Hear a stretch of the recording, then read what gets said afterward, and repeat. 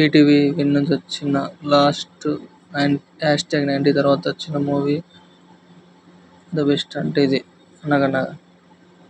చాలా మంచిగా ఉంటుంది ఇది.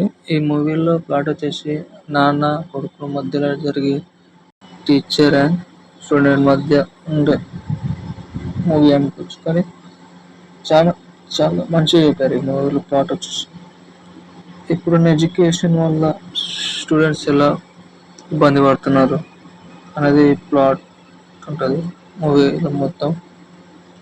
ఇప్పుడున్న ఎడ్యుకేషన్కి కావాల్సింది ఇలాంటిదే, ఇలాంటి ఎడ్యుకేషన్. కానీ అది ఎలా సర్దిద్దాడు అనేది ఈ మూవీ స్టోరీ. ఆ ప్లాట్ తోటి మూవీ నడుస్తుంది. అంతేకాకుండా తనకి క్యాన్సర్ కూడా ఉంటుంది.